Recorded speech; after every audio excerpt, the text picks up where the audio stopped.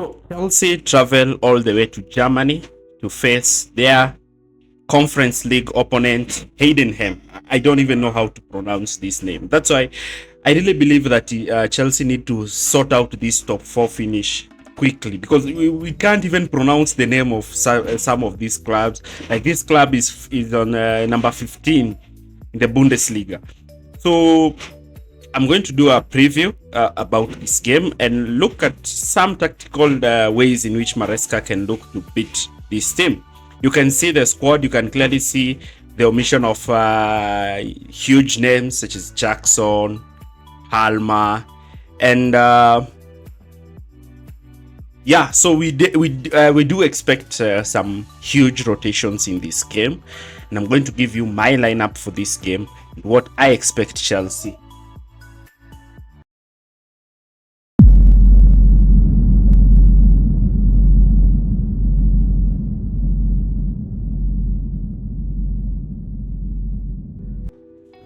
So Enzo Maresca talked about this game in yesterday's press conference. He emphasized the importance of this competition, and in my opinion, this is just a competition to give the fringe players some minutes. It is good that we have a competition where we can rest the team and have the other players play. It's also a competition where Chelsea can look to try and win a silverware under Maresca. So it's been long since Chelsea actually lifted trophy. So this is one of the trophies that Chelsea just needs to win it for the players to have the experience of actually winning a trophy. Now, let me just delve into the lineup. So Jorgensen definitely is more likely to start this game. Because he's the second choice goalkeeper and he has started all the Conference League games. So I tip him to start this game. Jorgensen also needs to prove himself again. I'm going to go with fullbacks. I'm going to go with Disasi and Renato as fullbacks. Yeah, this is quite controversial, but this is a 15th place Bundesliga side, so it's just ethical to give these players some minutes, so for harmony in the dressing room and also not to just have discontent in training. So Disasi and Viega center back. I'm going to go with Tosin and Benoit again. Gusto is ill. Again, the reason why we had to make those changes because Gusto is ill and we can't have Cucurella playing in this game in midweek, and we still expect him to play against Aston Villa on Sunday. So it's just good to rest the entire 11 for Villa. Then I'm going to go with the midfield of Dewsbury Hall and Cesare. So I had not gotten the picture of Cesare, but I'm going to have him there. He's going to be the sitter in this kind of system. Initially, I had put Romeo Lavia, but Lavia has not traveled with the squad, and Maresca does not prefer to play him in midweek, though I believe he should have played this game. I'm going to go with an attacking three of Sancho, Joao Felix, and Mudryk. And it's just to get Sancho some minutes, and also we can bring in Kanich Kumeka and Tyrick George later for Joao Felix and Sancho. It's just to ensure that you kill the game earlier on in the first half, get some minutes on Sancho, allow Joao Felix to have some minutes, because I believe that the Villa game he probably might not start because of the return of Neto. And Christopher Nkunku, Chelsea's leading goal scorer. Of course, you need to give him game time to maintain his fitness and also to increase his contribution to the team. And Nkunku just needs to be patient because it's just this season. Next season, probably Chelsea will be in the Champions League, so he will play in a competition he respects. Yeah, so let's look at the tactics. So before we even do that, do not forget to like, share, and subscribe to our channel for more videos like this. So in the midweek game, we saw Maresca actually shift Chelsea's overall tactical approach from box midfield to a 3-1-6 kind of structure, having three midfielders ahead and only one pivot. And this is a structure that I believe gives Chelsea that attacking output. It also forces the opponent to commit a lot of players to defend. It also allows the wide attacking midfielders to create overloads together with the fullbacks. and this even creates more and more problems for the opponent. So it's a tactic that I'm really in for. Also in this situation, we know that Chelsea have three central defenders who are close to each other, and you have wide players who generate width. And in this game, because I've picked Mudryk and Sancho, they should showcase why Chelsea need to give that width to wide players so that they're able to go 1v1, as well as stretch the opponent so that the middle pack can be overloaded with the three attacking midfielders. That's why I'm preferring Chelsea to actually employ this. We also need to see some quick shifts of play because the opponent might decide to try and shift across, leaving acres of space on either side. As a tenant of positional play, then Chelsea need to ensure they have quick shifts of play. It's good to also have the team in a position whereby they're able to take their shots quick enough and look to immediately end the game earlier on.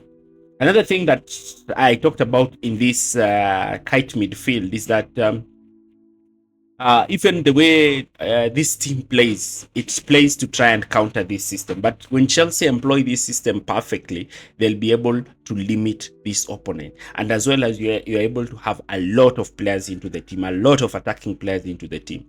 And having a lot of attacking players into the team ensures that you are able to win this game. Because remember, I said, if you want to take off the pressure because you will be away, it is good to kill the game in the first half, score 3 goals in the first half, ensure that the opponent has conceded defeat even before the whistle is blown.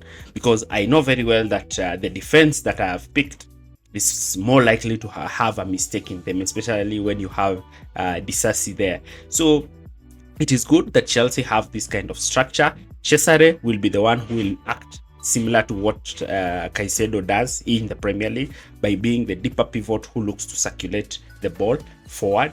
Then we can have players such as João Felix, Dewsbury Hall, and probably Renato Vieira, who's making runs ahead to create that overload together with Christopher Nkunku. Vieira can look to ensure that he generates physicality with Nkunku higher up so that Chelsea can have that physical presence even when Chelsea are looking to try and whip the balls in.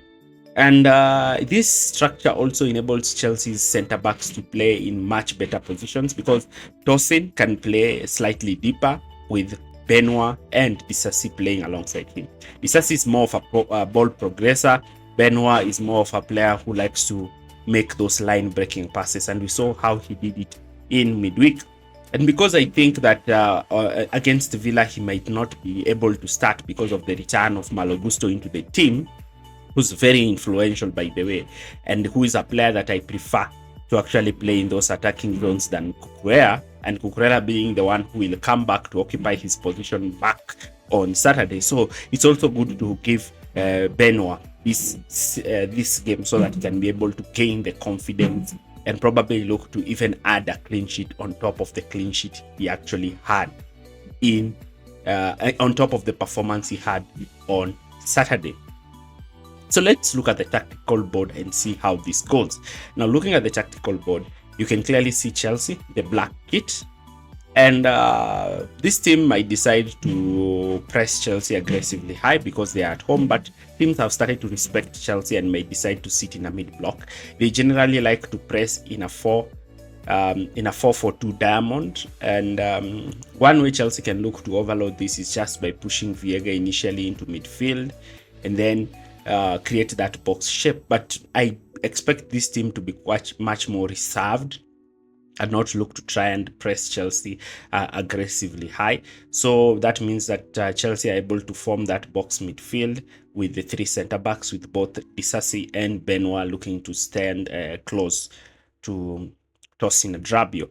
And because this team might decide to create that 4v4 in midfield, and then Chelsea can decide to push Vieira high up to occupy the left half space and just have Cesare starting alone in that midfield so that Chelsea can look to create a kite. And because of that, Tosin should be very comfortable stepping up with the ball, especially if the number 9 chooses to act as a false 9, then allowing Cesare to receive the ball and look to dictate the game from that central position, and also have players such as Mudryk and Jadon Sancho 1v1 against this team's opposition fullback. Without the ball, Chelsea might have to change the way they press because of the structure of this team. This team likes to build with a 4-4-2 diamond. So they like to build with 3 midfielders. One way Chelsea can change this is moving into a 4-2-3-1 kind of press by having their wingers quite narrow and having their number 10 deeper to try and cover those zones. The main aim is to try to force the ball wide so that they can employ a touchline press. So this game to me looks like another casual win for Chelsea. Chelsea just needs to step up, finish up business in this game, and look to have the team actually progress into the latter stages of the Conference League. Chelsea just needs to finish this job today and ensure that we don't get any injuries and just look to move on to the next game. Leave your predictions and thanks for watching.